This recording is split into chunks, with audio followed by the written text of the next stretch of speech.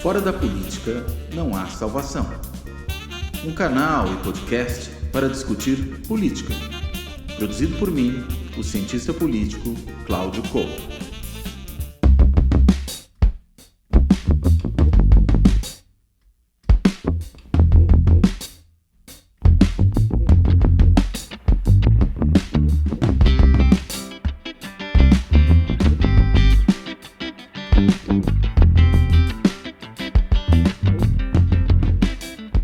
Olá, este é o primeiro Fora da Política Não Há Salvação, pós segundo turno das eleições, né? E claro que no centro das atenções, apesar das eleições estaduais também serem eleições muito importantes, está a eleição presidencial, que afinal de contas é aí que se jogava o principal jogo dessa eleição, que estava muita coisa em disputa e havia muita questão importante para se resolver, a começar algo quase trivial, a democracia brasileira. Né? Essa eleição presidencial foi, em boa medida, uma eleição ou um plebiscito, se alguém assim preferir, sobre a manutenção da democracia ou o risco para a democracia, colocar a democracia sob um risco sério do que poderia significar um segundo mandato de Jair Bolsonaro.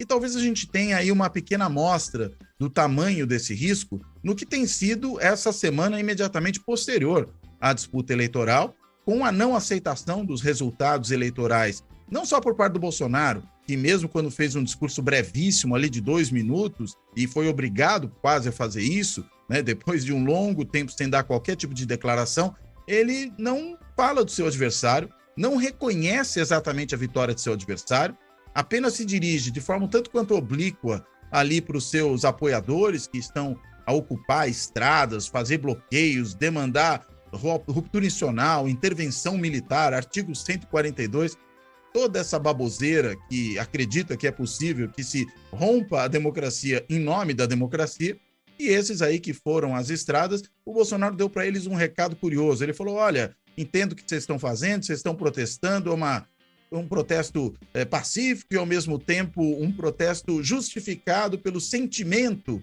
de injustiça que teria havido em decorrência da maneira como a eleição aconteceu. Sendo que, na verdade, a gente sabe que as eleições não foram eleições com problemas no que se refere ao adversário do Bolsonaro, à própria justiça eleitoral. Se desequilíbrios houve, eu diria aqui, vieram do próprio Bolsonaro.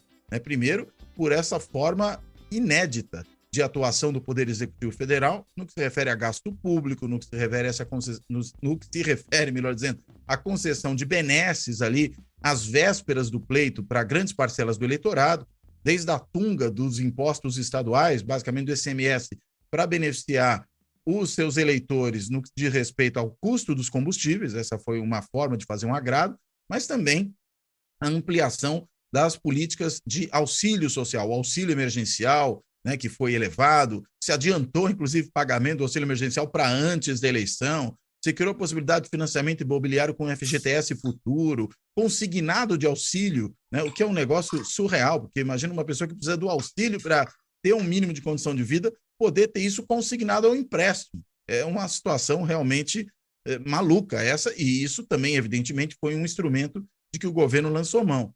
Sem falar, claro, no que pode ser considerada a cereja do bolo de todo esse processo, que foi, no dia da eleição, aquela atuação no mínimo coronelista, eu assim diria, faz nos recordar da República Velha, da Polícia Rodoviária Federal, que resolveu estorvar a vida de eleitores, criando ali bloqueios, criando uma série de problemas para que eleitores, sobretudo nas regiões onde o ex-presidente Lula tinha mais intenção de voto, notadamente no Nordeste, para que houvesse dificuldades para o comparecimento desses eleitores. E isso, apesar de uma determinação expressa do Tribunal Superior Eleitoral para que não ocorressem tais bloqueios, não ocorresse tal operação da Polícia Rodoviária Federal espalhada pelo país. Num ato de desobediência, o delinquente que ocupa a direção-geral da Polícia Rodoviária Federal, ele resolveu não obedecer à justiça e resolveu auxiliar o seu chefe, o presidente Jair Bolsonaro. Ainda assim, nada disso foi suficiente. Né? A gente pode dizer que, muito possivelmente, o que nós tivemos foi uma eleição com uma vitória heróica, né, do ex-presidente Lula. Eu digo heróica por conta desse contexto, né, porque se houve um desequilíbrio aí, foi claramente um desequilíbrio pró-governo e não o contrário. Mas, apesar disso, estão aí os manifestantes nas ruas, bloqueando estradas, atrapalhando a vida de todo mundo. Por quê? Porque acreditam que foram injustados, que teria havido uma fraude, já dizem que é comprovada a fraude. Não falam que comprovação é essa, mas dizem que é comprovada, pedem golpe de Estado, enfim. Não aceitaram a derrota e o próprio Bolsonaro não aceitou, e o seu silêncio foi um estímulo para a atuação de todas essas figuras. Enfim, para a gente entender o cenário que levou até isso, né? Afinal de contas, o que isso significa, por que a gente chegou a esse ponto, né? Por que estamos diante de um contexto tão dramático para a democracia brasileira ainda, mesmo depois da eleição, é que eu convidei o meu colega, meu amigo de velha data, o professor Bruno Vanderlei Reis. O Bruno, ele é professor de ciência política na UFMG, a Universidade Federal de Minas Gerais, e atualmente ele é o diretor da Faculdade de Filosofia e Ciências Humanas da Universidade Federal de Minas Gerais, a Fafiche. Então, sem mais delongas, eu já falei bastante aqui, eu quero agradecer ao Bruno por ele topar esse convite, dar as boas-vindas e começar com uma pergunta, vamos dizer, partindo dessa conjuntura imediata. A gente pode começar o filme de trás para frente. Bruno, como é que você enxerga essas ações aí dos apoiadores de Bolsonaro nas estradas, né, atrapalhando a vida de todo mundo, logo no day after da eleição? O que isso significa? O que a gente está vendo efetivamente? Por favor. Oi, Cláudio. Obrigado pelo convite. Enfim, é sempre uma alegria encontrar você e participar aqui da nossa segunda conversa. E, enfim, foi uma que a gente fez no início de 2021, foi uma das sessões mais divertidas que eu participei desse caso. Quando a gente está conversando aqui, é um velho colega que a gente convive já há tanto tempo, torna tudo bem mais fácil e fluente. Foi dramático, está sendo dramático, né? Nós vamos lembrar desses dias para o resto da vida, vamos contar para os nossos netos, né? E tal, não é mole. Foi com emoção, foi com aflição, né? E, enfim, mas abriu-se uma porta, né? Um respiro, um horizonte de um caminho em que eventualmente você possa transitar rumo a uma renormalização. Como se, enfim, a vitória do Lula domingo aumenta a chance de que, de fato, a gente tenha batido com o pé no fundo do poço durante a pandemia. Que sempre foi uma esperança, uma impressão que eu tinha durante todo esse processo. Agora é o fundo do poço, 500 mil de mortes evitáveis, um governo, enfim, não vou me alongar nas adjetivações, né, do governo que está se findando. Certa sensação de que Bolsonaro escolheu o caminho errado no que diz respeito à pandemia me acompanhou o tempo todo, embora isso, né, acabou perdendo por 49,1%, coisa quase inimaginável e que favorece, claro, essa reverberação imediata, né? Agora, parece tão claro que isso também é irresponsavelmente encorajado, né, pela estrutura que esse pessoal tem nas redes, tal, e quem está na ponta fazendo esses bloqueios é uma turma profundamente amadora, de um lado, ou então fake, para variar, né? O sucesso inquestionável das torcidas organizadas em ignorar solenemente os bloqueios dá a medida da pantomima, da palhaçada que é, né? Não é para valer. Não é para valer. Não tem ninguém lá bloqueando coisa nenhuma. O que acontece é que a Polícia Rodoviária Federal não quer dispersá-los. De fato, tudo indica que os apoia e encoraja, e quase que essa iniciativa reside alhures. Não são as lideranças dos caminhoneiros de 2018, não é nenhuma organização, nenhuma associação que reivindica. Também não é uma coisa difusa de eleitores pelo outro lado, são alguns bolsões específicos. Assim, a sensação de que a coordenação reside em algum ponto, nem que seja insuflando alguns atores, né, interlocutores próximos, né, com beneplácito da Polícia Federal e próximos ao núcleo governista mais duro, Bolsonaro e seus filhos, né, encorajando isso. Tanto é que ele não consegue desautorizar, né, inteiramente, né. O pessoal fica insuflando algumas empresas ou donos de caminhões à revelia de qualquer coisa mais abrangente, porque nenhuma associação, ninguém vinculado ao movimento de 18 quis solidarizar-se.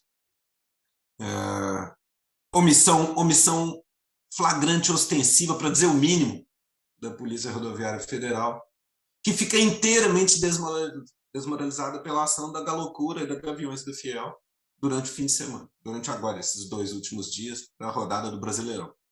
Porque passaram de passagem. É só chegar desarmados, né? E o bloqueio se desfaz, né? Então, é uma operação trivial para a polícia, se ela quiser, quando ela quiser, né?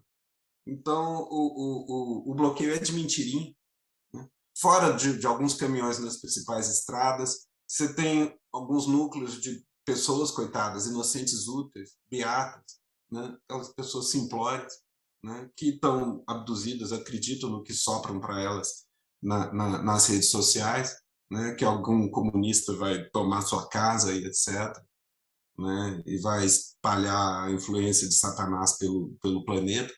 E aí elas vão rezar de joelhos na estrada, chega a polícia, começa a chorar, tremer, inteiramente amador, é patético. Enfim, é de ter pena dessas pessoas que são vítimas dessa manipulação criminosa, né? De pessoas irresponsáveis, enfim, subversivos no limite, né? No que diz respeito ao desrespeito flagrante às instituições, aos procedimentos da rotina democrática, e irresponsáveis quanto às consequências físicas e psíquicas sobre essas pessoas que são bucha de canhão, instrumentalizadas para propósitos políticos que são insustentáveis, né? Assim, o Bolsonaro é tão isolado no plano internacional que deu-se aquele fenômeno nas primeiras horas depois da eleição do Lula, né? E ainda mais que é o Lula o vencedor, e o mundo ama o Lula, né? Então desce. Consta, né, circulou nos jornais ontem, né, que o TSE estava repleto de embaixadores do resto do mundo, esperando ter a confirmação do resultado, para disparar, né, para seu governo a necessidade de um reconhecimento imediato.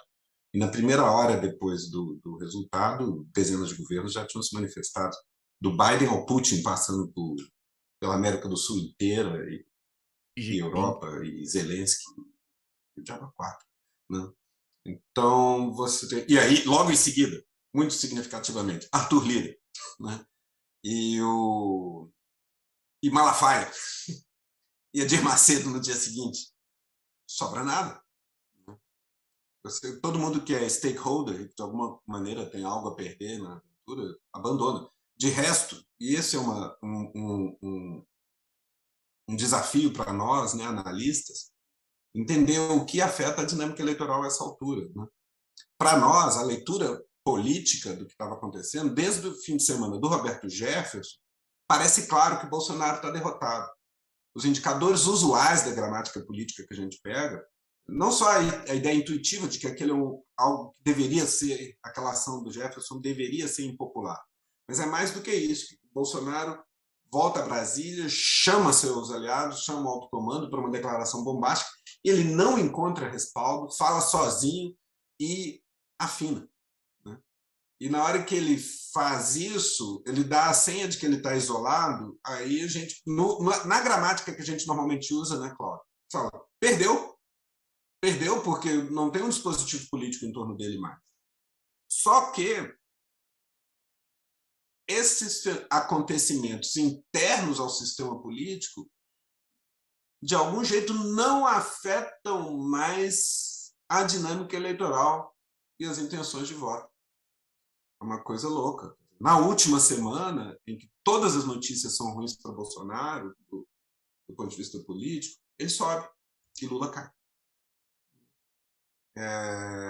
E aí é aquela derrama final, enfim, está aí a matéria do Caco Barcelos, com a sede eleitoral em prefeituras do interior, que deve ter acontecido a rodo, todo o terrorismo nas redes e os pastores, sei lá, né? Esse é o ponto, uma espécie de caixa preta que se dá inteiramente apartada da vista do público, de um ponto de vista mais abrangente, e que, no entanto, tem tração eleitoral bem mais do que o noticiário. Ou seja, coisas que acontecem no plano micro disseminado, consumido de maneira diferente por diferentes parcelas do público, tem muito mais tração na oscilação das intenções de voto do que a grande narrativa. E aí isso é preocupante, assim, independente de maior ou menor legitimidade. Ok que eleições são o input exógeno, né? Um dos atributos da eleição, na lógica do sistema, é essa. O sistema do poder tem lá a sua lógica endógena, alianças, atores, protagonistas, etc.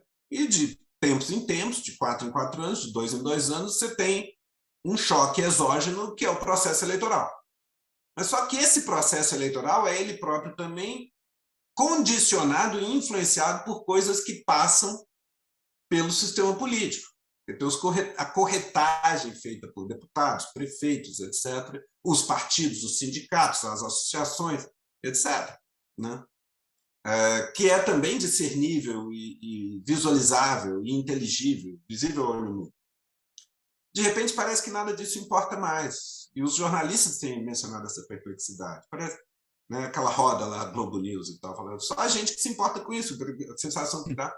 E o pessoal que faz pesquisa, eu estive conversando com o Felipe Nunes, né, da Quest, que é meu colega de departamento, né, falando, Bruno, assim, o noticiário tem zero efeito sobre a curva das intenções de voto.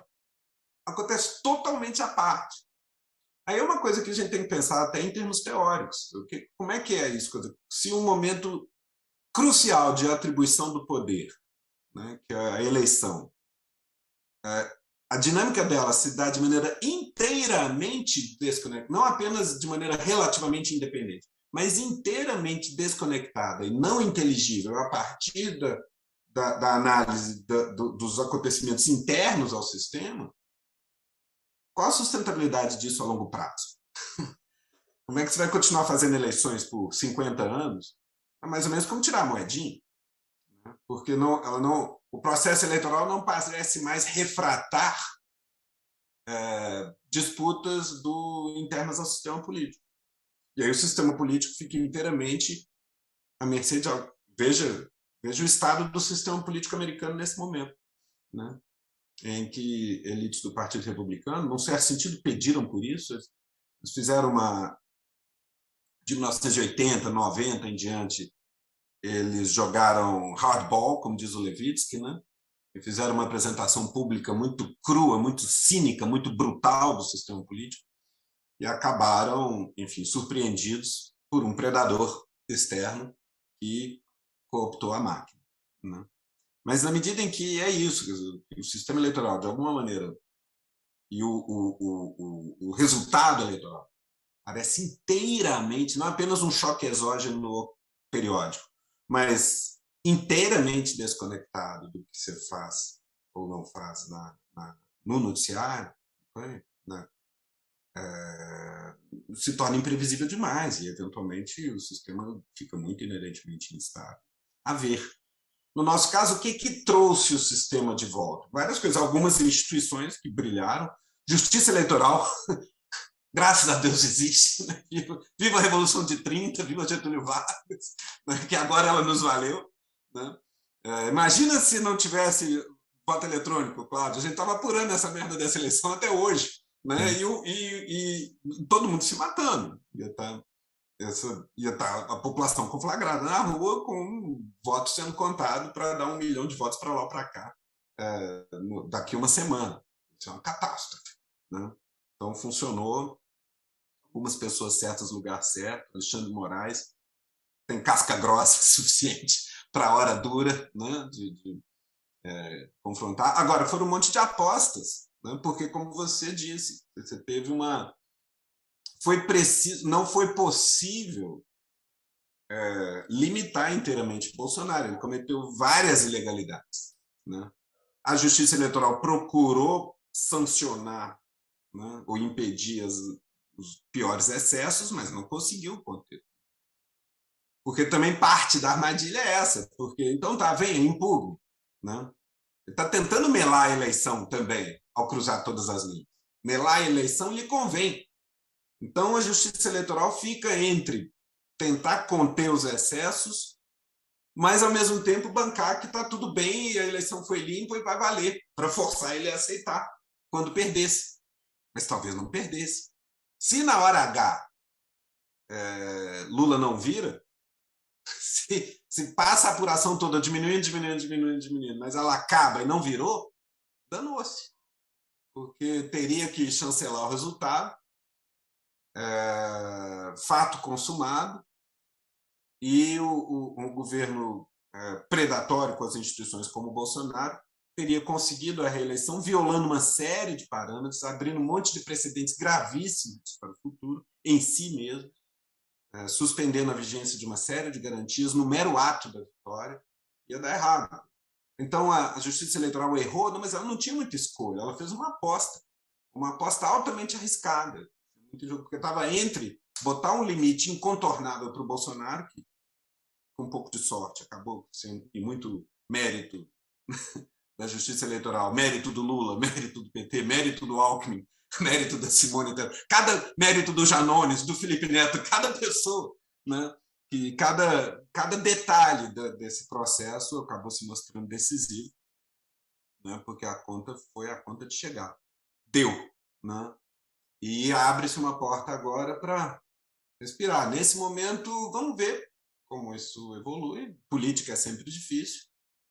Lula já mostrou predicados e atributos de liderança, evidente. Provavelmente o cara de maior estatura que a gente viu por aí, certamente nossa geração, se bobear, né, na história política do Brasil, difícil, na história democrática, eleitoral pelo menos, não vai ter história. É uma biografia política rara, né? Isso pode ser um lastro, né, para algo que nesse momento, Cláudio, é a minha principal esperança. Assim, a emergência do Bolsonaro, né, a captura do sistema por um predador, por um político predatório, né, pronto para capitalizar de maneira um inimigo da democracia, declarado a vida toda, né, e que não se pede, não se embaraça, não se constrange de tentar intimidar, né, o Supremo, né, o TSE, etc., poderia ter sido desastre. A percepção da possibilidade do desastre produziu um coesionamento em certos setores, nem todos, mas certa fração dos grupos que estavam se pegando numa luta aparentemente de morte, mas que hoje parece fratricida em 2014. Né? O nível de brutalidade daquela disputa em 2014 hoje parece claramente desfocado, tendo em vista tudo que estava em jogo essa semana. Tanto é que estão aí agora muita gente, né, muito tucano paulista, estava, né, aglutinado em torno do Lula nas últimas semanas. Né? Então, qual é a minha esperança? É que o trauma Bolsonaro funcione como uma espécie de vacina, de inoculação democrática, uma vacina contra desandada autoritária. Acho que o aprendizado da última década é esse. Assim. Política é delicado. Política todo arranjo político é sensível. Né? Democrático, então, nem se fala. Democracia é extremamente delicado, extremamente sensível, extremamente vulnerável. Envolve doses altas de fair play. Robert Dahl sempre dizia isso lá no Prefácio à Teoria Democrática. Não existe mecânica institucional invulnerável se não houver fair play. Né? Levitsky anda repetindo isso, né? Mas está lá no Dahl, para quem quiser ver, está lá no primeiro capítulo, Democracia Mediterrânea. O sistema não é invulnerável em si mesmo, em sua engenharia. Ele pode ser bem desenhado, de maneira a fortalecê-lo, ou mal desenhado, de maneira a enfraquecê-lo, mas ele depende de adesão às regras. Fair play. Né? Então, em 2014, faltava. A gente teve, né, no período de 92 a 2012, eu sempre digo, da queda do Collor até junho de 2013, o período mais estável e construtivo da história política do Brasil, em qualquer época. Né? Mas acabou do jeito que acabou. E em 14, 15, 16, 17, estava naquela dinâmica autofágica, né? Que, em certa medida, incluía um salto alto da presunção que as pessoas tinham meio que democracia era invulnerável. Nós somos uma democracia, não existe o risco da democracia entrar em colapso, entrar em perigo.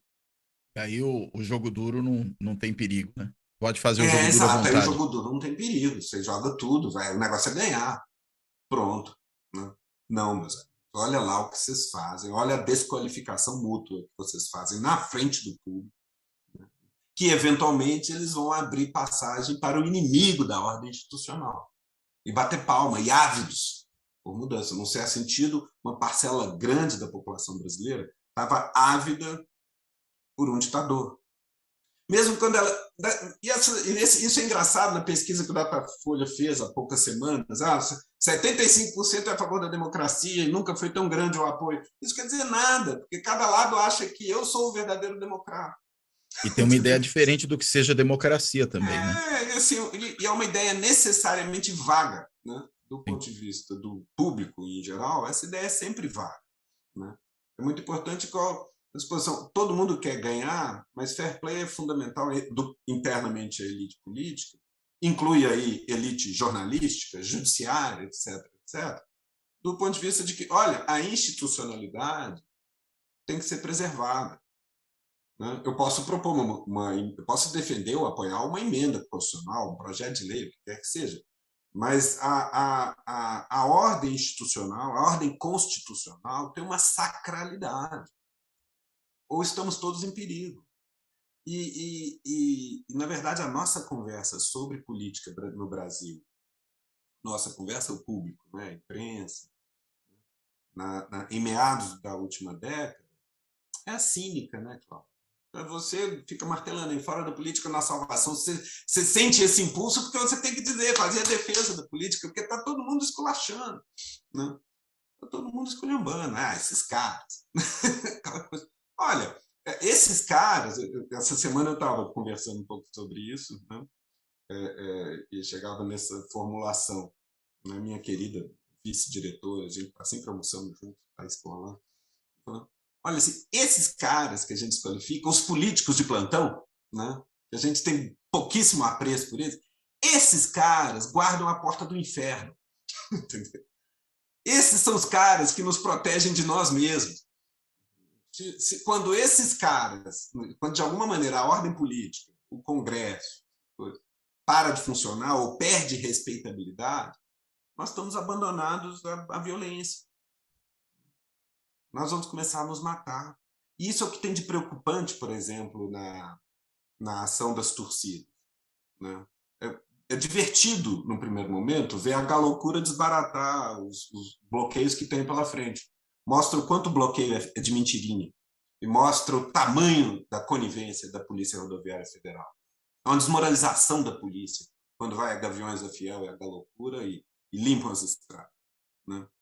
Mas é um problema, porque se a polícia não age, se o aparato do Estado parece capturado e não cumpre suas obrigações, a população começa a falar, eu resolvo. E aí, numa primeira vez, vai lá a torcida organizada e limpa. Na segunda vez, talvez ela encontre um reforço de uma milícia organizada para resistir. Os armados pelo Bolsonaro. Exatamente. Aí você começa a descer na espiral. Porque a proposta de você distribuir armas para a população, para que as pessoas resolvam o problema da segurança elas mesmas, é isso, né? Ou seja, Roberto Jefferson, Carla Zambelli, nada mais fizeram do que seguir os conselhos do capitão. Claro. É o que ele fez, consta o que eu li na Piauí, no texto do Miguel Lago, mês passado, se não me engano, de agosto, setembro, sei lá, misturo tudo, né? O número de pessoas com porte de arma legal nesses CACs por aí, hoje é de 700 mil pessoas. Quando o Bolsonaro tomou posse, eram 100 mil. O efetivo do Exército é 300 mil. Né? Então, nem por isso, é claro que as pessoas, enfim, é mais poderoso do que o efetivo do Exército, mas só para dar um pouco a medida da ordem da grandeza da coisa. Né? E, enfim, justamente esse cara, quando ele faz tanta força para distribuir arma, fala sério que ele está pensando em segurança. Né? tem que ser muito ingênuo, muito inocente para imaginar que ele está pensando em segurança. Ele está pensando em favorecer algum tipo de sublevação. Ele está favorecendo grupos armados extra-estatais, né? Portanto, milícias. Né? É muito flagrante, é muito ostensivo, é muito óbvio, é muito evidente. A afinidade do Bolsonaro com milícias não é um clichê político, não é um slogan, né? É algo que ele exprime orgulhosamente. Né? Se ele tem uma expressão ideológica na vida, é essa miliciana. É um pouco a defesa da lei do mais forte, é uma rejeição de políticas e ritos e formalidades.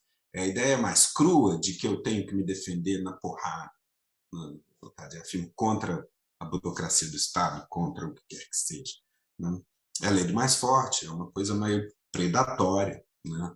do meio estado de natureza. Né? Você vai acumular poder e mais poder até morrer. Né?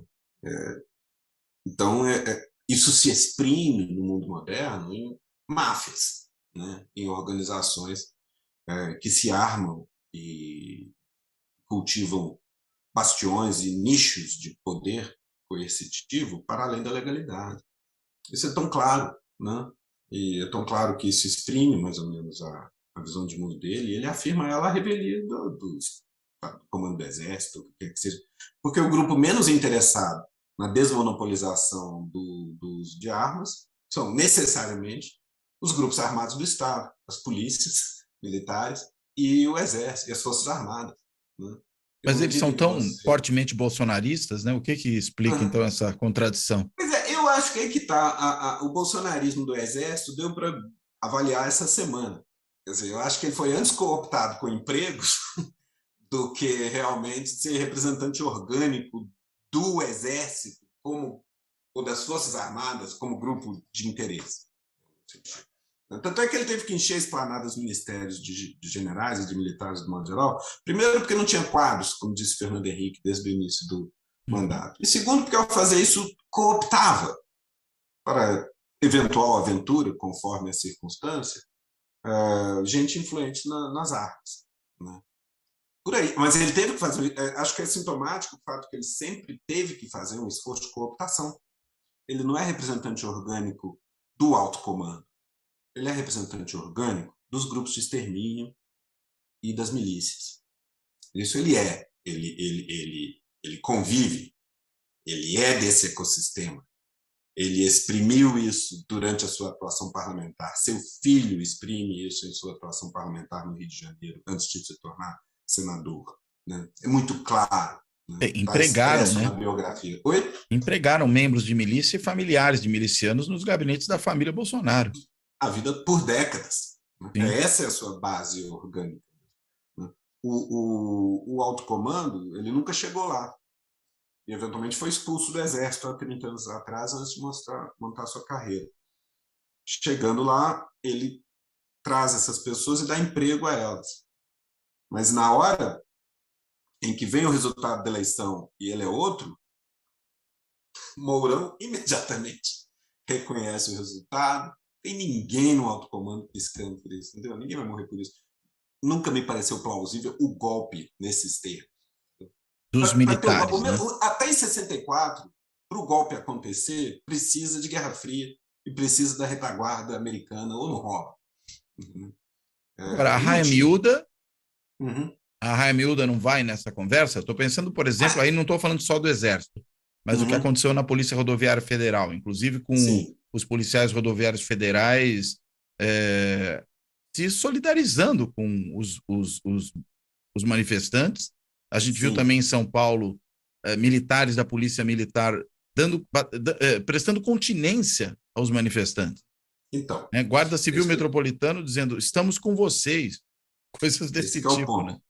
Mas veja, ele tem sim essa adesão espontânea no médio e baixo oficialato e nas praças. Mas isso só tem expressão política potencial mediante quebra de hierarquia. Mais uma razão pela qual há boas razões para apostar que ao alto comando seja das Forças Armadas, seja das polícias militares no plano estadual, não interessa Bolsonaro. Eu não tenho razões para botar a mão no fogo por eles.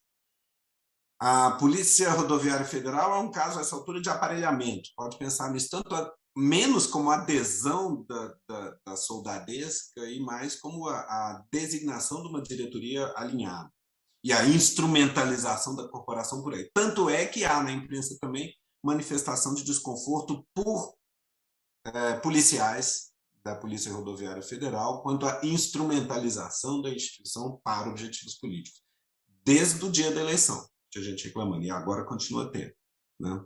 Então, aí já é outra coisa, que haverá outros nichos, imagino, no Estado, de gente posta em cargos de direção. A Polícia Rodoviária Federal provavelmente é que mais mescla essas duas coisas. Ela tanto está cooptada do ponto de vista da direção, que você bota um operador bolsonarista na direção, quanto provavelmente tem adesão grande no meio de muita gente ali. Daí que as estados, é por algum acaso que isso se deu, e daí que a estratégia é mexer nas rodovias e bloquear, ou é justamente desde o início caso pensado, né? Eventualmente um lugar para fazer tumulto é nas estradas, então a gente precisa controlar a PRF. Não sei, eu não sei. Talvez no futuro os historiadores nos expliquem, mas eu nem tenho certeza se isso vai ser possível, se há documentos, se há arquivos para fazer essa pesquisa. De um jeito ou de outro sempre né? Eu tenho uma hipótese também, né? Acho que, claro, pode ter a ver também com isso que você acabou de falar, né? De que a Polícia Rodoviária Federal pode ser uma polícia útil, tendo em vista essa possibilidade, por exemplo, de convocar caminhoneiros, fazer bloqueio de vias e tal. Mas também tem outro dado, né? A Polícia Federal, não a Rodoviária Federal, mas a Polícia Federal é uma carreira muito mais estruturada, mais sofisticada e talvez de mais difícil cooptação. Então, mesmo que você nomeie o diretor-geral da Polícia Federal, muito possivelmente você vai enfrentar mais dificuldades para ter um controle vertical ali da corporação que chegue nessa arraia miúda, né? Até porque não tem tanto arraia miúda na Polícia Federal como você vai ter na Polícia Rodoviária Federal. E ali, digamos, a cooptação é mais fácil, né? Você está lidando com autores de um grau de sofisticação distinto, inclusive, da organização. Por aí. São oportunidades, né, Cláudio? Assim, é claro que a questão clássica, né, que nos ocupou aí 1 ano, 2 anos atrás, né? As instituições estão funcionando ou não estão funcionando? Há quem queira que ainda estão funcionando e que nós temos provas diárias disso. Exato. A questão é essa, que a pergunta binária nesses termos, ela não tem muito cabimento, né? Ela nunca comporta resposta não incondicional. Não há situação em que instituições não funcionam. Elas existem, então funcionam, né? Balizam a convivência de alguma maneira. Mas não comportam também, sim, funcionam. O que é funcionar plenamente? Elas o tempo todo produzem o efeito para o qual foram deliberadamente designadas, etc., concebidas, escritas na Constituição, etc. Nunca é assim. É uma materialização mais ou menos parcial de objetivos coletivos, valores partilhados, né? Em rotinas. Ela é meio mais ou menos, né? Elas, uma vez que estejam em vigor, elas produzem efeito. E aí depende de quem está exercendo, da maior ou menor aptidão, da apropriação estratégica, de clareza de propósitos, etc. Diagnóstico, ação, tirocínio e erros e acertos de quem está lá, né? No nosso caso, acho que um aspecto importante para se botar é que, em um lugar institucional chave, provavelmente o mais importante do sistema todo, a presidência da República, foi ocupada por um ator dedicado à tarefa de minar as instituições vigentes a partir do uso de suas prerrogativas institucionais.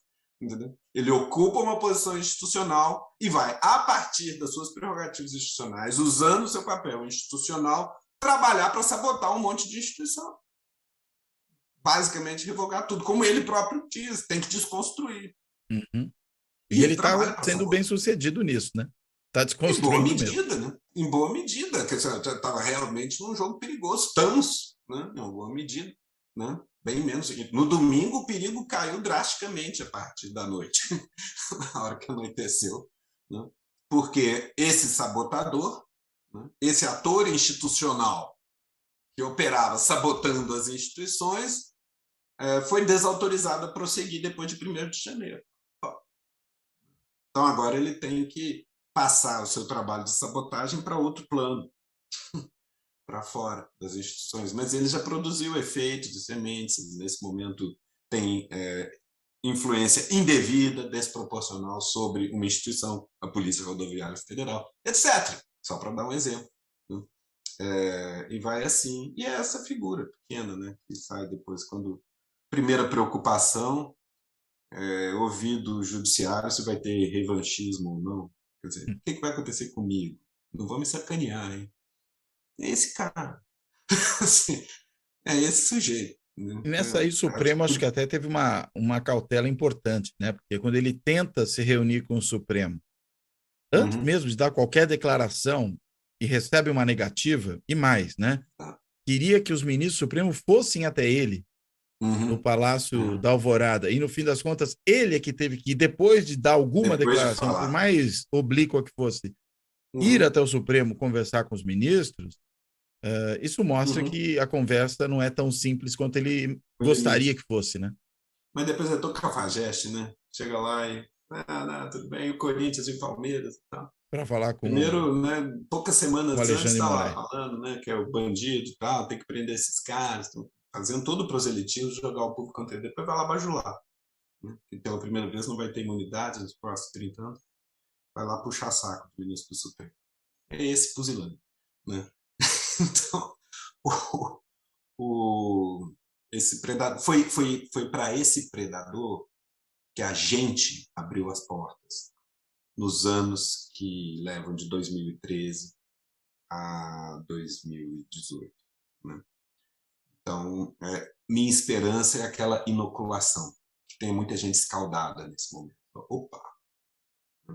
E que se tiver havido um aprendizado nesse sentido, dos dois lados, a esquerda e a direita, tal, ok, principalmente em cima de quem esteve jogando pedra muito agressivamente, né, nos governos petistas, mas não só. Né? A campanha da Dilma em 2014 também cruzou a linha, né? João Santana não é flor que Jogo se cheira. duro também. Jogo duro também, né? Mas a desqualificação permanente, muito sem cerimônia. O governo, na verdade, você pega, né, Cláudio? O regime brasileiro que funciona de 92, Itamar, Fernando Henrique, Lula, Dilma, até 2013, é um regime muito, além de estável, muito moderado. Você tem um neoliberalismo bem moderado com os tucanos, Fernando Henrique, Serra, Aécio, etc. E você tem uma social-democracia bem pragmática, bem moderada, bem acomodatícia no Lula e na Dilma, principalmente no Lula. Você lembra quando emergem os BRICS, a gente tentando entender o que é aquilo, assim, o Brasil parecia um sócio menor em relação à Rússia, Índia e China, mas a gente tinha uma vantagem que parecia. A gente estava politicamente mais resolvido, pacificado, equilibrado, estabilizado, mais do que Rússia. China, hoje parece meio ridículo falar isso, mas é porque a China, nós, né, cientistas políticos formados por Robert Dahl, a gente acredita que ele tem um problema de desmonopolização do controle do poder político, à medida que vai, né, vai poliarquizando a economia, de alguma maneira aquela sociedade, os custos da repressão vão aumentando, os custos da tolerância diminuindo, deve haver uma pluralização do regime em algum momento como um desafio a ser vencido. Nessa altura eu fico me perguntando se é isso mesmo, ou se essa pluralização não está de alguma maneira encapsulada na disputa intrapartidária. E tem colegas que Marcos Sepi, que estuda mais defesa, falam, olha, os caras em certo momento vão abrir assim, pegando as facções que já existem no partido e começam a institucionalizar a competição, e daqui a pouco tem eleição multipartidária e tem muito controle sobre as políticas públicas que estão fazendo. Eles têm tradição burocrática milenar, né? Muito antes da democracia. Então, enfim, hoje você tá tudo pensando... que a China tem feito nos últimos 40 anos é meio ridículo a gente pensar que a gente está mais institucionalizado que eles. Eles, né? Os chineses, né, você está falando? Chineses, sim, estou falando da China. Eu não sei se eu falei alguma outra coisa. Não, não, não. Como foi uma discussão mais longa, no meio do caminho eu fiquei na dúvida se você ainda estava falando da China. Eu ainda estava falando da China. Tem quem diga isso, quer dizer, eles estão. Não sei, pode ser que o Partido Único dure muito tempo. Aliás, a gente precisa aprender sobre China, né? Pode ser que o Partido Único dure muito tempo, mas tem quem diga que eles não teriam dificuldade de promover competição um pouco mais pública, não terão dificuldade, se caso necessário, caso aconselhável, internamente, promover alguma competição um pouco mais pública das facções internas do partido. Entendeu? Nesse sentido, sim. Acaba fazendo alguma coisa. A gente precisa aprender, a gente precisa estudar China, né? Porque nessa altura são 40 anos de 33 anos de muita estabilidade política com sucesso econômico estrondoso, né? Então, em tese, a gente fica imaginando, vai mudar tanto a sociedade que eles vão ter que fazer a democratização. Talvez seja verdade, né? Mas talvez eles já estejam, de alguma maneira, preparando essa passagem. Ou talvez não seja verdade. A gente tem que pensar sobre o que é isso. Um outro tipo de modernidade, né? De modernização que não passa necessariamente pela democracia. Pela democratização, né? Não sei, mas o fato é que a gente só pode formar juízo aí estudando mais, se informando melhor sobre China, né? Mas, assim, só para botar isso em perspectiva, que 10 anos atrás a gente olhava para a China como se nós tivéssemos politicamente mais resolvidos, mais estáveis e tal, e tendo visto tudo que aconteceu, o aprendizado dolorido, né? Que estavam longe de ter a mesma capacidade estatal, né? E aí, basta ver também o estado da economia. Isso é uma coisa interessante para se prospectar, assim, né? Do ponto de vista da literatura lá dos anos 60, desenvolvimento político, né, Cláudio? Capabilities, das várias capacidades que o Estado pode ter. Ultimamente eu ando pensando em que medida a desautorização do Estado dos anos 80 para cá, neoliberalismo, etc., essas coisas, não está, de alguma maneira, e a pandemia me fez pensar muito isso, está, de alguma maneira, deteriorando as capabilities do sistema político, né? Que, nesse caso, se isso for verdade, a gente tem um processo de reversão no processo de desenvolvimento político. Sistemas políticos seriam menos capazes de entregar policies agora, né, do que há 40 anos atrás, talvez, né, na Europa, nos Estados Unidos e tal. E a resposta à pandemia sugere uma dificuldade enorme de atuar numa obrigação comezinha, né, de zelar pela saúde pública, etc., durante uma emergência, né? Então, essas coisas, quer dizer, acho que a gente precisa olhar de novo. A gente tinha, de 90 para cá, com o colapso da União Soviética, a gente normalizou um quadro, todo o resto era uma anomalia que ia vir para cá. Mesmo que a gente, no plano mais explícito, a gente não aceitasse Fukuyama, o fim da história, implicitamente, nossa armadura é como se fosse aquilo. Bom, é isso, né? Acabou. Tem um jeito certo de fazer política e tem as coisas erradas, né? No entanto, a gente está metido numa deriva complicada em que, na verdade, a deterioração da capacidade do Ocidente de implementar políticas concatenadas vai corroendo a legitimidade da ordem constitucional ocidental. Olha o que está acontecendo na Europa, Brexit, Marine Le Pen, a direita chegando ao poder na Itália, Polônia, Hungria, confusão na Ucrânia, né? Putin, Bolsonaro, entendeu? Trump, né? A coisa está fazendo água, né? E a gente tem que pensar um pouco sobre a interação entre a ordem institucional, capabilities, capacidades, né, institucionais do sistema político e entrega de políticas públicas e bem-estar da população. Agora, no nosso caso aqui com o Bolsonaro, né, num governo tão destrutivo, não, mas eu acho que isso é importante para a gente voltar e olhar e pensar nele aqui, né?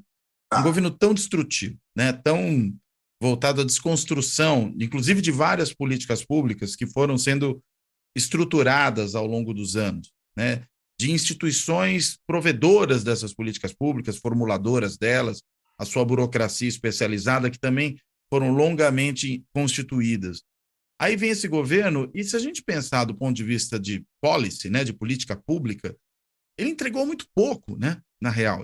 Fez uma entrega casuística na reta final da eleição, sobretudo de benefícios diretos, tem essa pulverização de ações que a base legislativa do governo faz mediante orçamento secreto, mas quando você tenta pensar numa agenda mais estrutural, né, mais bem alinhavada de políticas públicas, parece que é um governo que não se ocupa disso, ele se ocupa muito mais do jogo político, propriamente dito, ao seu modo, né, de fazer agitação, de fazer enfrentamento, de produzir ruído, de produzir mobilização desses setores que vão se radicalizando na sociedade, talvez mais do que falar, olha, está aqui a minha agenda, as minhas políticas, não quer dizer que não faça nada, mas o peso disso, comparado a outros governos, é diminuto, né?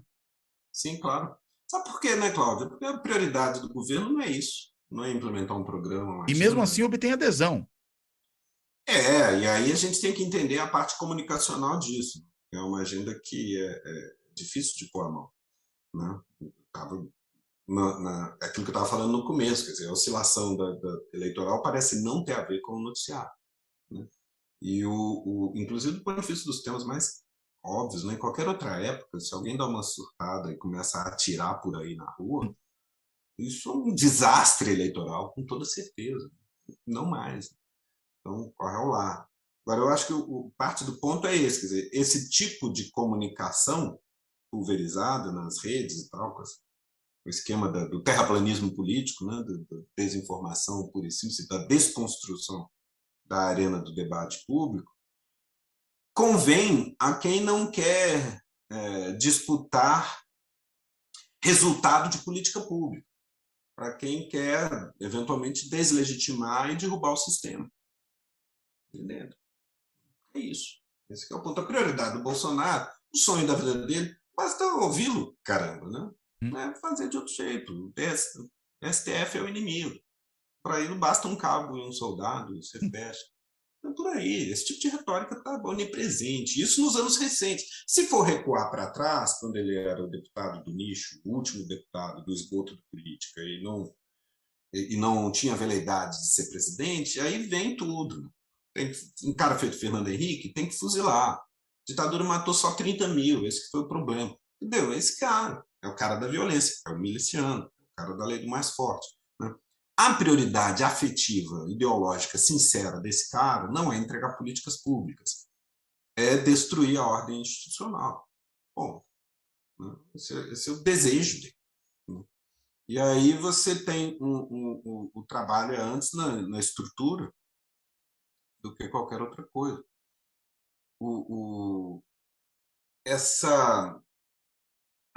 Você tem uma deriva destrutiva, né,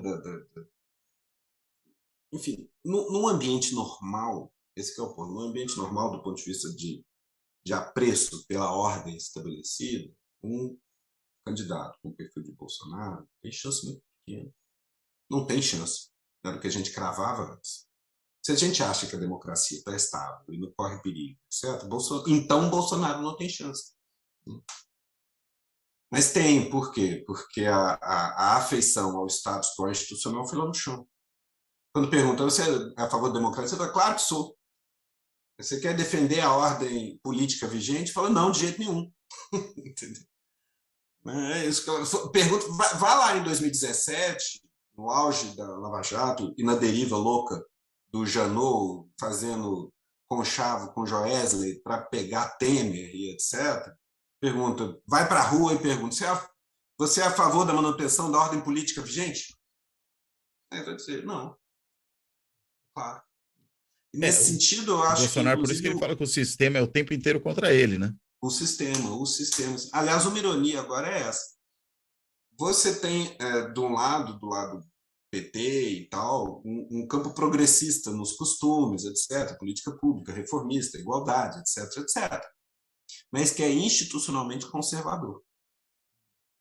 Do outro lado, você tem uma agenda mais conservadora e intolerante, conservadora nos costumes, intolerante politicamente, mais autoritária, mas que é institucionalmente iconoclasta. Está disposta a chutar o pau da barraca. Isso, eu cheguei a mencionar isso, né, naquela mesa, na Unboxing, que estava muito na minha cabeça aqueles dias. Essa inconsistência da sinalização, uma coalizão progressista que defende as instituições e uma coalizão regressista que ataca as instituições, né? Pode embaralhar os sinais no sentido que, e aí permite que a direita, eventualmente uma direita autoritária como Bolsonaro, se apresente como popular contra tudo isso que está aí, contra os caras, contra o establishment, né? E tentar pregar também no Lula, né? Também no PT e tudo mais, como um sócio do conchavo da Rede Globo, do globalismo internacional, etc. Né? Do judiciário. Contra os interesses populares. Entendeu? Isso é algo que, do ponto de vista estratégico, deve ser evitado a todo custo. Isso envolve capacidade de diálogo permanente, não apenas diálogo, é preciso vivência, pé no chão, né? Estar vivendo, né? E com interlocução aberta junto aos canais populares, às periferias, aos setores evangélicos, que hoje é um fenômeno de cultura incontornável na paisagem brasileira, é preciso respeitá-lo, né? É preciso ouvi-lo, né? Até para não ficar refém dos vigaristas, então, que são numerosos nesse pronto. Pois é. Né? Mas esse é um fenômeno que veio para ficar, né?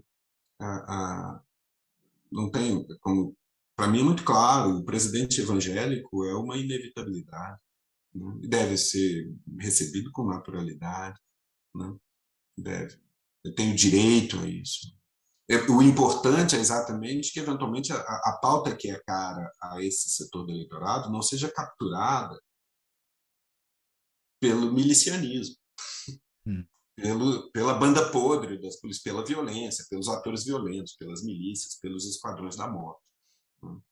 Esse é o desafio, né? É um desafio real também para as igrejas, eu receio, porque é um ecossistema mais ou menos aparentado, tem uma vizinhança social ali, vide, por exemplo, subúrbios do Rio de Janeiro, né? Não apenas, mas também, talvez de maneira paradigmática. E, enfim, é mais ou menos notório que, com frequência, o crime utiliza as igrejas como um bom lugar de lavagem de dinheiro. Mas isso é incidental ou é orgânico, estrutural e constitui esses grupos? Essa é uma pergunta que eu não tenho a veleidade de saber responder, né? Mas, em princípio, entendo que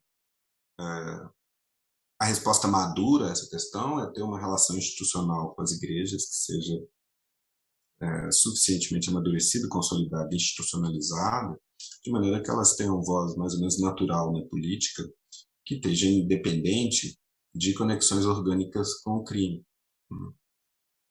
Porque enquanto se houver esse tipo de conexão mais orgânica, mais estruturante entre essas duas pontas, a gente está numa mega encrenca. Isso você pensa, mesmo quando a gente está pensando nas, vamos dizer, grandes igrejas, por exemplo, evangélicas, nessas mesmas, você vê esse tipo de problema? Ou é uma coisa, vamos dizer, daquela igrejinha da comunidade? Não sei. Pois é, eu não conheço esse ecossistema muito bem. Tem uns colegas que já estudam melhor, né? Sobretudo antropólogos, né? mais do que nós da ciência política. Eu consigo imaginar as duas coisas. O fenômeno evangélico hoje é tão grande, tão onipresente, tão disseminado, que eu jamais cometeria a leviandade de partir da premissa de que eles são apenas uma fachada do crime. É óbvio que eles são muito mais que isso. É muito óbvio.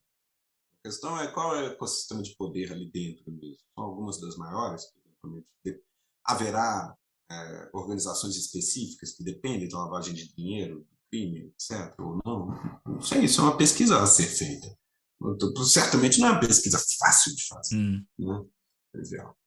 Mas, em princípio, eu apostaria que, enfim, minha intuição, né? O crescimento, a disseminação da religiosidade evangélica veio para ficar, tende a crescer mais e deve se tornar majoritário. Como muitos já dizem, já é culturalmente majoritária, num certo sentido. Ela tem uma presença mais visível. Existem mais autodeclarados católicos do que autodeclarados evangélicos no Brasil. Mas o fenômeno religioso tem uma vocalização mais nítida na apresentação evangélica do que a católica, porque boa parte dos católicos são não praticantes, os católicos. Inclusive, quando se pesquisa a religiosidade, eu já participei de pesquisas com esse tipo de conteúdo, o grupo de orientações e valores mais secularizados, mais laicizados, mais agnósticos, se autodeclara católico não praticante. Interessante. Que é, né, o respondente, o entrevistado que se declara sem religião, isso pelo menos quando é que eu participei desse tipo de pesquisa? Em 2000 e pouco, na primeira década do século. 2001, 2005, 2008. 3 rodadas de coisas desse tipo. Né, dos surveys da região metropolitana de Belo Horizonte, no âmbito do que a gente chamava de Hubble social, naquele momento, em cooperação com a Cidade do Cabo, Detroit e outros lugares do mundo. No Brasil era bem claro isso. Você tem... quando você pergunta qual é a sua religião, tinha as opções: evangélico, umbandista, católico. Católico tinha lá a opção católico não praticante, que é bem numerosa, né? E sem religião. E na hora que você cruza essa autoidentificação com a valoração de todo tipo, as pessoas mais secularizadas, de valores seculares, são católicas não praticantes. Porque as que se dizem sem religião são aquelas que se importam suficientemente com religião para dizer que não se identifica com nenhuma específica, né? E curte tarô, e horóscopo, e a era de aquário, esse tipo de coisa. Eu sou sem religião, entendeu? É mais tilelê, é mais namastê e tal, aquela coisa que você vai ter que, diante de um survey, vai dizer eu não tenho religião. Entendeu? Na verdade, é uma pessoa de certa religiosidade, né? Meio heterodoxa, não institucionalizada, não muito claro. Tem lastro institucional, né? Exatamente. A pessoa mais secularizada, agnóstica, quando perguntada por isso, lembra do batizado, da primeira comunhão e da aula de catecismo do ginásio e fala assim: eu sou católico não praticante. O que você não vê entre os evangélicos, né? Evangélico não praticante. Ou o cara é evangélico ou ele é não praticante. Geralmente é essa a lógica, não né? tem. Acho que no futuro próximo tenderá a começar a ter, em alguma medida. Sim. Famílias evangélicas, em que a pessoa depois se torna um profissional mais ou menos bem-sucedido, né? Com menores necessidades econômicas, com a transcendência menos saliente, que interpela de maneira mais remota. À medida que você se torna majoritário, né, a condição de não praticante fica mais comum. Mas ainda não é, eu acho que ainda não é esse o momento, né? Mas a gente começa a ver alguma coisa disso. Já tem na comunidade, na universidade, por exemplo. Faz parte inteiramente da paisagem dos cursos da gente, da faculdade de Ciências Humanas, Ciências Sociais, nossos alunos evangélicos. Né? Nossos queridos alunos evangélicos são muito bem-vindos, são ótimos estudantes. Assim. Não tem nada de especialmente impossível tratar com eles ou conversar, entendeu? Assim, são progressistas, tipicamente. Às vezes parece que o radicalismo está mais com certos pastores, né, do que propriamente com esse grande público. Eu acho que sim. Eu acho que do ponto de vista geopolítico, na origem, a disseminação do neopentecostalismo tem uma coisa meio de teologia da prosperidade e tal. Né? Na raiz tem isso. Pode ter um efeito líquido, macro, que seja mais conservador, tal. Mas isso não significa algo, seria uma falácia grave, né? A gente reduzir, portanto, todo evangélico uma pessoa intolerante, dogmática, incapaz de conversar ou refletir de maneira racionalmente informada, empiricamente informada, tal, sobre qualquer assunto. Né? E a gente tem de tudo aí. Começa a ter, inclusive, talvez, eu diria, uma parcela de evangélicos não praticantes, como você, do pessoal que vem de uma família evangélica, chegou à faculdade, estuda, hoje é um professor universitário, etc. Tem aquela formação, já não frequenta os sacramentos, também não chega a renegar a fé. Entendeu? Aquela coisa. Sim. Fica meio caminho, né? Isso tem acho que essa normalização é inevitável. O que acontece? Elas têm um apelo especialmente forte nas periferias brasileiras das grandes metrópoles, que são muito brutais, muito violentas, né? E elas realmente salvam vidas nesse sentido. E aí tem um apelo claro, na medida em que você... Não apenas você tem, nesse ambiente tão hostil que as pessoas morrem aos montes, né? morte violenta de meninos, adolescentes negros, jovens, né, nas periferias, é brutal, com efeito demográfico nítido. A melhor proteção que as pessoas podem ter com frequência é entrar para a igreja. Né? Até porque tem uma certa respeitabilidade, Tem uma inclusive no território, tem né? aquela disciplina feroz, que fala, você vai do trabalho para casa, você não para de bobeira, não vai beber, não vai... e porque ali o ambiente é barra pesada, não apenas porque o ecossistema é barra pesada, como também a repressão chega de maneira muito violenta, matando gente. Agora, me parece que um dos problemas, né, que a gente pode pensar para esse futuro próximo, você está falando dessa questão das igrejas, né? Será que o bolsonarismo é uma coisa que tem continuidade? Porque, digamos que o Bolsonaro seja preso ou fuja do país para não ser preso, algo do tipo, e mesmo às vezes fugindo do país, seja preso por algum julgamento do Tribunal Penal Internacional. Esse movimento, né, para além da liderança carismática, né, que lhe dá atração, né, ele permite seguir adiante, será que ele tem também algum instrumento de tração própria? Porque se você pensar no Lula, tem o PT, né, que é um partido super estruturado e tudo mais, tem uma identidade clara, tanto que você tem uma parcela não longe de ser insignificante, mais de 20% do eleitorado que diz que é petista, né? Tem uma parte grande de indiferentes, tem uma parte ainda maior do que diz que não do que os indiferentes, mas do que os petistas, que diz que é antipetista. Mas vamos dizer, é um partido político que pode dar continuidade à liderança carismática, né? Rotinizar o carisma. No caso do bolsonarismo, parece que tem muito menos lastro, né? Eu acho que o Bolsonaro, ele próprio, portanto, bolsonarismo estrito sensu, não se presta muito a essa rotinização. Ele não é um fundador de instituições, ele é um iconoclasta. Mas eu acho que não é impossível. Eu acho, por outro lado, também, a direita, que um pouco mais dura, que vem ao poder com ele, pela primeira vez, veio para ficar. Eu tenho dito desde 2018, logo depois da eleição, nunca mais a antagonização ao petismo vai ser feita por um tucanismo paulistano, higienópolis, fernando henriquista. Nunca mais. Tanto é que esse já está com Lula agora. Já a clivagem, né, do ponto de vista de Schneider, né, a clivagem mexeu. Né? O Celso Rocha de Barros fala que o PT pode ser o MDB que deu certo, né, dependendo de como a coisa andar. Se der certo, né? Sim. Talvez, mas ele tem raiz, ele tem bem mais raiz do que o MDB jamais teve, né, do ponto de vista associativo, etc. Sim. Pode ser. Mas, então, você tem um movimento da clivagem aí em outra direção. O outro lado agora são outras pessoas, o que eu estava falando. É mais retrógrado nos costumes, é mais intolerante politicamente, um pouco mais autoritário, né? Talvez até um neoliberalismo mais barra pesada do que o PSDB dos anos 90 queria ser, né? Mas, então, isso veio para ficar. A pergunta de $1 milhão é: isso continuará bolsonarista? Continuará Bolsonaro a ser o líder disso? Aí eu acho isso bem mais difícil saber. Pode ser wishful thinking. Eu tenho a impressão de que não.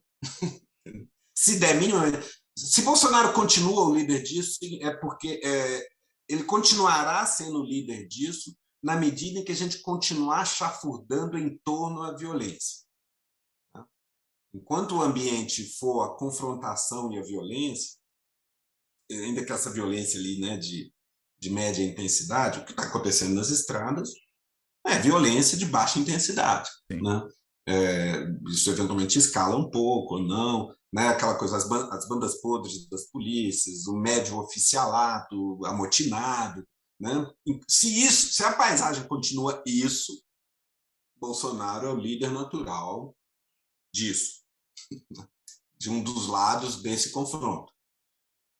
Se a paisagem, ainda que aos trancos e barrancos e com algum soluço, convirja para alguma nova aterrissagem rumo a uma rotina institucional com alguma perspectiva de alternância,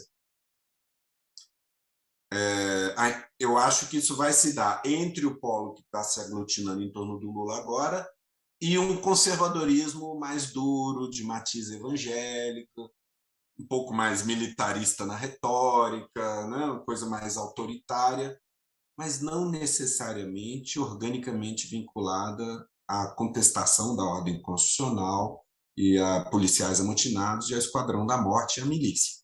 Isso é o que representa Jair Bolsonaro, né? Se a coisa rotiniza, eu acho que ele tende a perder tração, como talvez já esteja acontecendo. A rapidez com que seus aliados se movem para reconhecer a nova ordem antes dele sinaliza que ele não é exatamente o líder dessas pessoas, mas apenas as pessoas que elas topam apoiar porque aglutina seu campo, enquanto aglutinar e enquanto for relevante. Mas você vê que o próprio Malafaia, o próprio Edir Macedo, né, fazem em menos de 24 horas o discurso da conciliação. Edir Macedo, uma coisa para nós que não somos crentes, nós que não cremos, olha para Edir Macedo falando, uma coisa impressionante. Oramos, fizemos tudo, mas Deus quis de outra forma, cabe a gente obedecer. Já compôs, entendeu? Já compôs. Tem muito em jogo, ele abaixo. Malafaia, parecido, né? Alto comando, Arthur Lira, onde a gente começou a conversa. Todo mundo, como que tá vendo? Eles vão aderir ao Lula? Não, eventualmente vão fazer oposição, mas teve uma eleição, tem resultado, o TSE falou, estamos alinhados. Mas você está Essa pensando... colisão não necessariamente está ali batendo no TSE e pedindo intervenção militar. Esse é o discurso do Bolsonaro. Sim. Né? E aí você pode, eventualmente, com o tempo, sim, na medida em que essas manifestações mesmo, eventualmente não dão nada, ficam isoladas, eventualmente caem em algum ridículo, etc., isso tudo vai erodindo a posição do Bolsonaro. Eu não sei o que vai acontecer judicialmente com ele no futuro. Né? É claro que perseguições judiciais não é o caso. Né? A gente viu que o caso do Lula mostra o quanto pode sair pela culatra. Né? Mas, por outro lado, sim, vai ser a primeira vez em 30 anos que o Bolsonaro está sempre em imunidades. E ele tem um monte de coisa.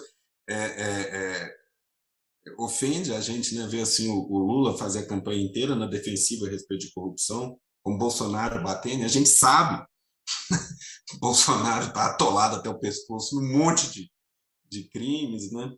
Ele não tem uma capivara, né? Ele tem uma vara inteira de capivara. Exato, né? Não estou nem lá de coisa. O orçamento secreto, embora, tem uma coisa assim, do período Lula para cá, o Congresso concentrou prerrogativas na gestão orçamentária. É duvidoso que isso volte ao que era antes. Dificilmente vai voltar. Só que também não vai ficar parado no orçamento secreto, que do jeito que está é flagrantemente inconstitucional. E, de fato, uma roubalheira medonha que a gente nunca tinha visto antes, nem sabia que era possível. Né? Aquela coisa. Há muito tempo que você não tinha notícia de eventuais desvios de recurso orçamentário. Dessa maneira, né? Dessa maneira, nessa escala. Porque o que você tem, né? O que é sabido dentro do Estado? Assim, há 30 anos atrás, eu passei 6 meses numa função no governo de Minas, em 92. Minto, 93. Primeiro semestre de 93. E eu lembro de conversa com o pessoal do controle, falando assim, olha, a grande dificuldade, o grande desafio é o controle sobre os pagamentos externos, né? O contrato do estatal, se é superfaturado ou não, etc. O pessoal usava a metáfora, o pessoal rouba para fora. Falava assim, ninguém rouba para dentro. Ninguém desvia recurso orçamentário. Isso é impossível, entre aspas. Era. Ou seja, digamos, é muito... Justamente. E, assim, e todos os escândalos de corrupção que tem durante o período, digamos, 92, 2013, até antes do Bolsonaro, eram dessa natureza. Né? Era o superfaturamento do contrato da estatal, em torno que eventualmente vai irrigar um financiamento de campanha em outra parte, que é algo, aliás, que acontece pelo mundo todo, a questão é com mais ou menos dinheiro envolvido. O orçamento secreto, com as matérias que saíram no Piauí, o que anda dizendo Simone Tebet, é isso, a roubalheira de dinheiro do SUS em plena pandemia, para pegar do dinheiro do orçamento, que alguns vão de maneira indevida para algumas cidades, de maneira não calibrada, de maneira puramente clientelística, embora potencialmente legal, mas tem gritantes evidências de desvio de dinheiro que não chegou nos lugares, porque cidades que, em tese, teriam recebido milhões, continuam nas mesmas condições de antes. O dinheiro não chegou lá. Dinheiro orçamentário sumindo no caminho. Como a Simone dizia, nota fria. Não é um superfaturamento 10% a mais o overhead ou por fora que alguém recebe de um contratante. É né? 100%. É dinheiro orçamentário desviado. E esses caras aqui. Então, o que eu acho, o Bolsonaro, o que aconteceu? Ele é tão frágil que ele só completou o mandato porque ele convalidou essa farra. Esse é o ponto. Mas ele teve 49% votos. Teve 49% votos porque ele controlava a máquina e ele se tornou o anti-Lula. E mais do que o anti-Lula, né? Porque quando a eleição é puramente hipotética, Lula versus não Lula, antes da campanha, dava 2-1 para o Lula. A questão é na hora que começa a campanha e começa a usar o orçamento. Sim. Né? E usar a sede eleitoral no interior, etc. E você vê a curva chegando. Estava roubando a eleição. Agora, dando só um passinho atrás, nessa coisa da dificuldade do Bolsonaro de, digamos, permitir essa rotinização do carisma e transferir isso para algum movimento de extrema-direita.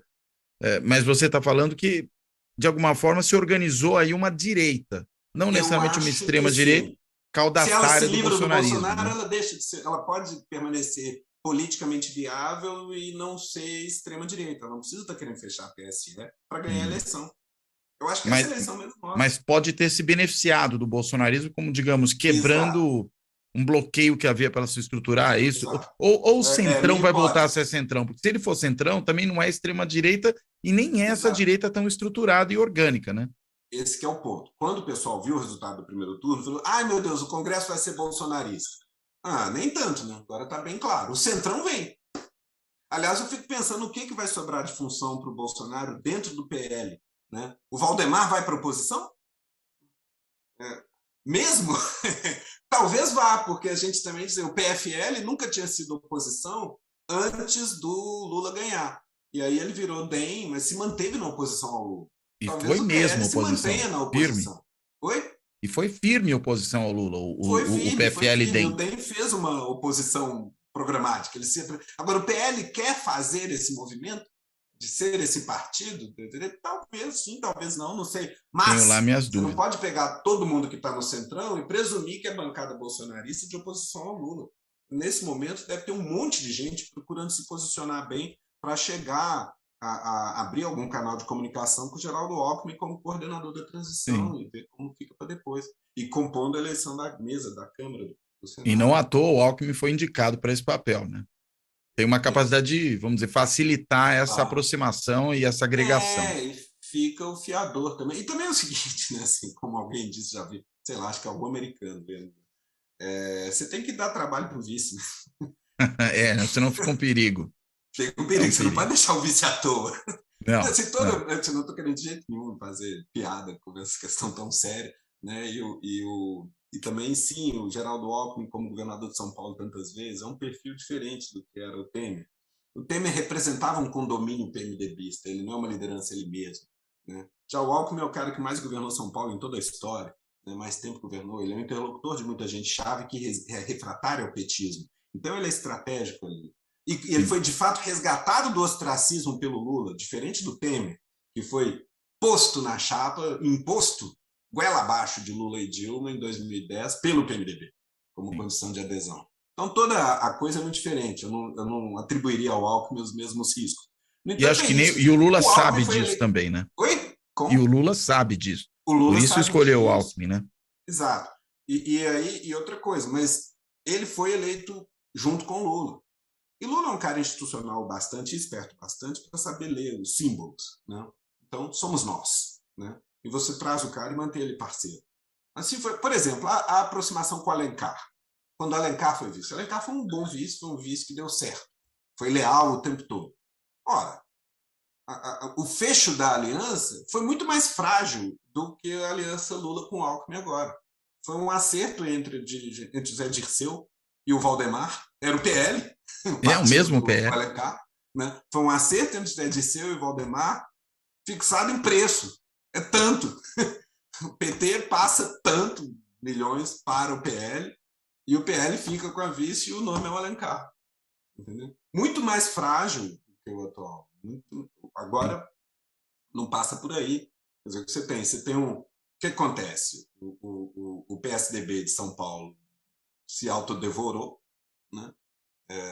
O Dória foi desleal com o Alckmin, empurrou ele para fora do partido, e você tem simplesmente o governador de São Paulo por 12 anos, sei lá quantos, em passado recente, destruído no ostracismo com a carreira encerrada. E Lula, enfim, na hora que Lula escolhe Alckmin, muita gente na esquerda gritou e reclamou, porque falou que é absurdo, agora a eleição está tranquila, você não precisa do Alckmin para nada. Tranquilo, né? Um ano depois está 50-40, 50-50 na coisa, e você precisa desesperadamente de pontes, de interlocução para além da sua turma. Né? E aí mas o Lula faz o gesto quando ele está em posição de força e ganha gratidão do Alckmin. Segundo todos os depoimentos, não é apenas que ele está alinhado, ele está feliz. Sim. Ele está feliz, está reconhecido, respeitado. Né? Então está embarcado. É exatamente o contrário do que o Dória fez, né?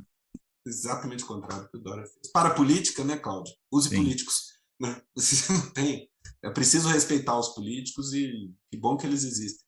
Né? Exato. O Dória é um diletante nesse sentido, é um amador, agressivo. Eu não queria ser político. O Dória queria ser presidente. Ponto. Sim. E para isso ele não se fez de rogado nem para ser desleal com o cara que tinha acabado de botar ele para dentro da prefeitura. 6 meses depois ele já estava conspirando contra. Então, assim, não tem como funcionar. E aí produziu uma destruição no partido em São Paulo. Sim. Era um partido que já teria dificuldades de qualquer maneira, eu entendo. Já teria dificuldades àquela altura. Tudo piorou ali, né? Tudo piorou de qualquer forma. Já teria dificuldade, porque na hora que a viagem autofágica, né, da Lava Jato, do Janot, se volta para pegar o Temer por intermédio do Joesley, aquilo espirrou no Aécio e a base eleitoral, o eleitorado do PSDB estava habituado a gostar da Lava Jato e a defender o Sérgio Moro, a defender as investigações. Quando a coisa espirra nos próprios tucanos, eles não têm a reação do PT, que desconfiava da turma e defendia Lula contra o todo. O pessoal abandona o partido. Né? E o Dória se elege fazendo retórica bolsonarista e tal, reivindicando certo direitismo mesmo, mais duro, Bolsonaro.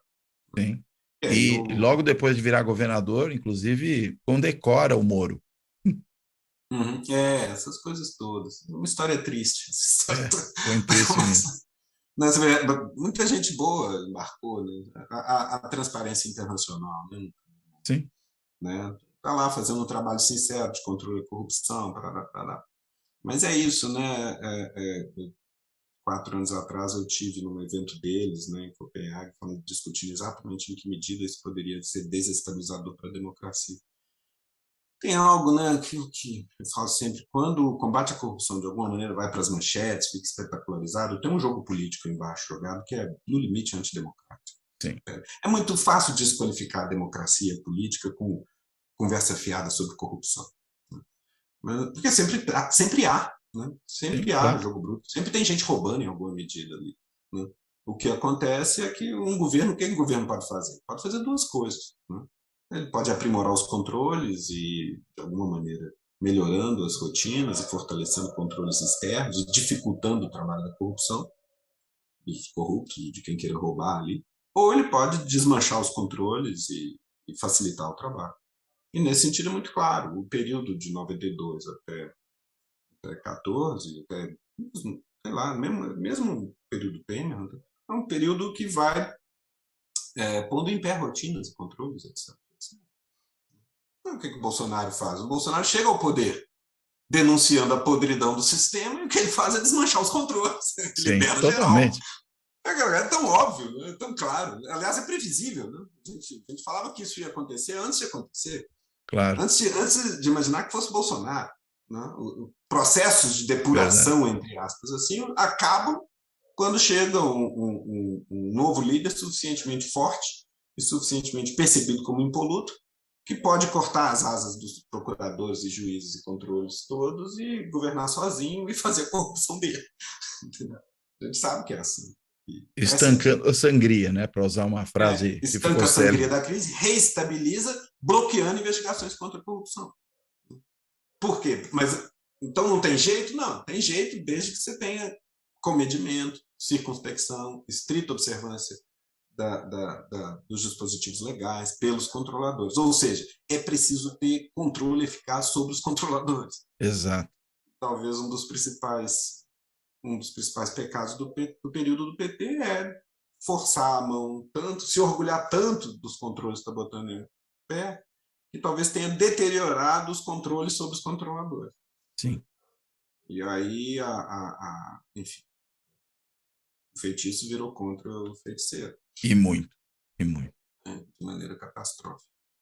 Muito Mas, bem. enfim, a catástrofe mesmo acabamos evitando, embora, né, tenha aquele 500 mil de mortes da Covid a mais, né? Pois é. Para eles não tem uma segunda chance. Não, nenhuma. Muito bem. Bruno, obrigadíssimo por essa conversa. Super legal, super esclarecedora e necessária nesse momento. Mais um momento aflitivo que a gente está vivendo, porque a gente não sabe o que vão ser esses 2 meses até o final do ano.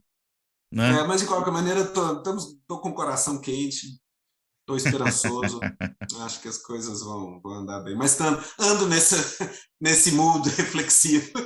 Não precisa. E a ideia era compartilhar a reflexão mesmo, né? É a nossa função. Mas eu vou te devolver a palavra, não só para você aí fazer a sua amarração, suas considerações finais, mas se ainda sobrou algum ponto que você acha que seria interessante abordar, por favor, Bruno, fica à vontade. Imagina, Cláudio, assim, acho que me expandi, nem sei do que eu falei, eu deixei de falar aqui essa altura. Estou muito grato pela ocasião. A gente também, pode parecer que não, mas a gente também vai apurando a reflexão, né? Quando convidado a falar, né? Sala de aula e tudo. E ter a ocasião de estar aqui conversando com você é um privilégio. Obrigadíssimo. Estamos aí, estamos vivos. Talvez vou me atrever a compartilhar uma coisa. Uma das perguntas que tinha na pesquisa do Felipe, a Quest fez um belo trabalho nesse período, né, estreante, com algumas inovações metodológicas, contribuiu um bocado. Mas tinha uma pergunta assim: você acha que Bolsonaro merece uma segunda chance? Você acha que Lula merece uma segunda chance e tal? Ok, Lula ganhou a eleição, ganhou uma segunda, ou digamos uma terceira chance. É complicado falar em chance nesse sentido, que como presidente, na verdade, tinha funcionado, né? Mas com tudo que está em jogo, tudo que estava em jogo no domingo, e tudo que se abre agora, vamos ver, pode dar errado, pode dar certo, mas estamos no jogo de novo. Num certo sentido, o Brasil ganhou uma segunda chance com Lula. O Brasil, em boa medida, desperdiçou a primeira chance que teve com Lula, né? Porque quando a gente contempla Lula um pouco de longe, eu imagino que a experiência do exterior, acho que a gente vê melhor o tamanho, a excepcionalidade do perfil político. É um cara de imenso carisma, imensa capacidade de penetração popular, mas é muito institucional. Por isso não é populista. Por isso, inclusive, não é populista. Não é populista nesse sentido, né? De anti-institucional. Né? Pois é. Exatamente o contrário. Ele entra na política fundando um partido. Ele trabalha dentro desse partido a vida toda, e olha que não é mole a vida dentro desse partido. Né? Ele persevera 2, 3 vezes, ele faz um primeiro mandato, tem muitas mudanças dentro do mandato, muita tentativa e erro, muita capacidade de ajuste.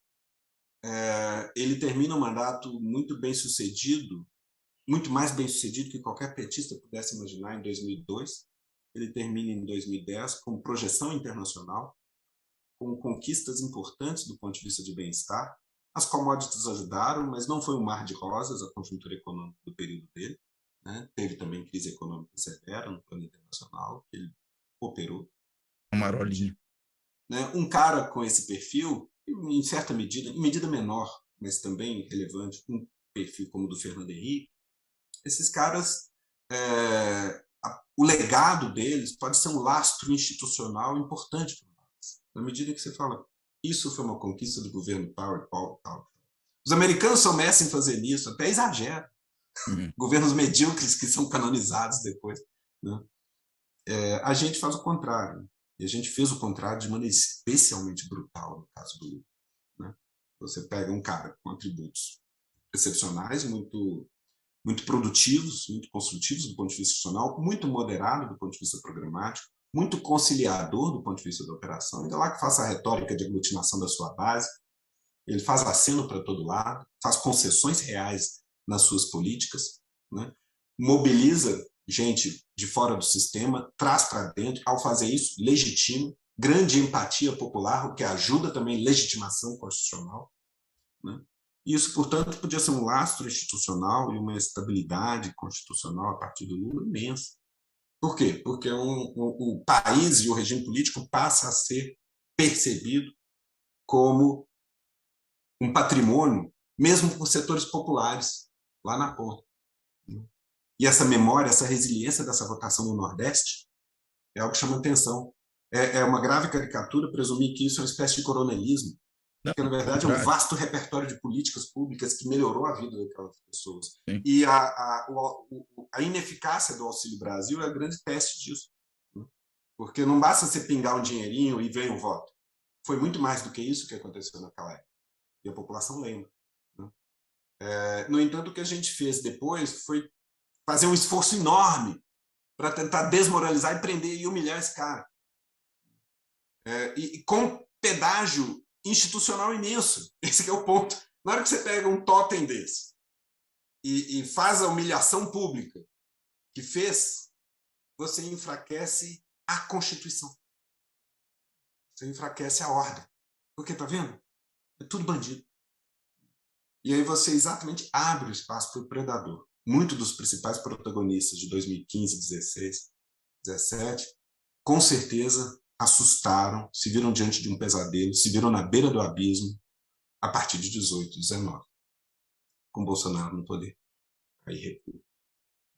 Acho que nesse sentido aqui, perdoa que já vou me alongando, né? Só para ser rapidinho, eu acho que cabe deixar essa sugestão de interpretação aqui. Lula é um cara de 77 anos, quase octogenário. Por mais saúde que tenha, por mais que tenha uma vida longa, está nos seus capítulos finais, né? Mais do que ele ganhar uma segunda chance, né? Talvez a biografia dele, nesse momento, já ganhou, né? Agora, o país está ganhando uma segunda chance. Agora, talvez numa clivagem mais favorável, vamos ver, né? Se o país vai estar à altura disso.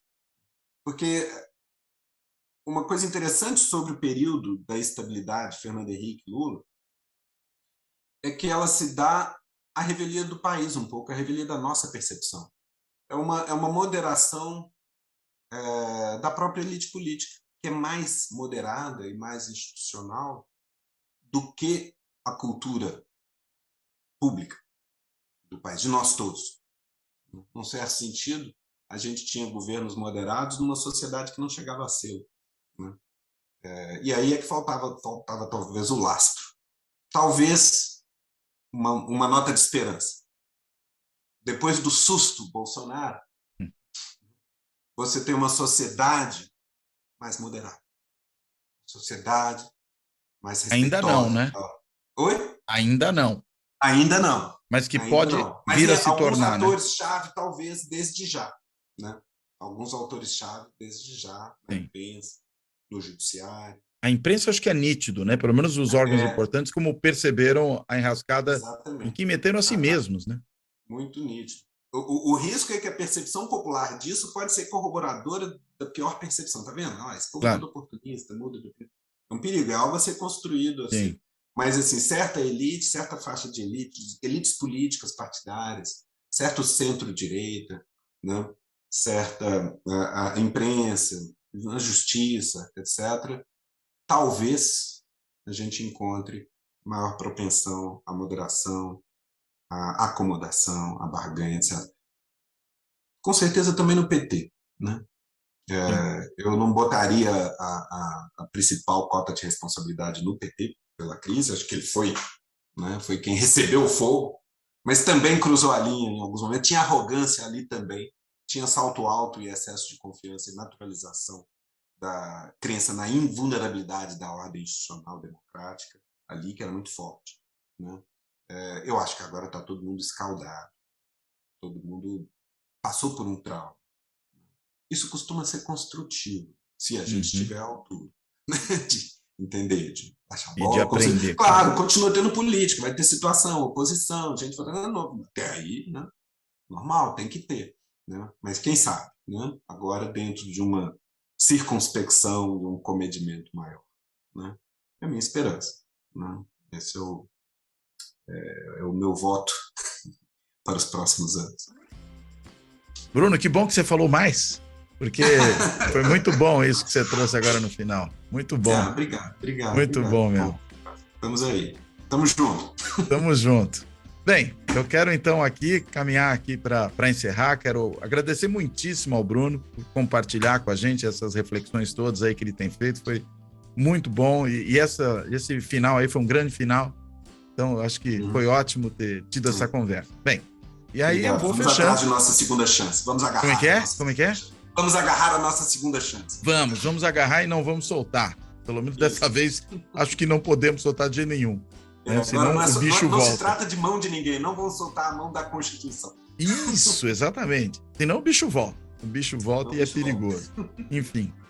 Bem, então quero, além de agradecer ao Bruno, muitíssimo, agradecer a todo mundo aí que tem acompanhado o canal e o podcast, o canal no YouTube, o podcast é em mais de 20 plataformas em que ele está disponível.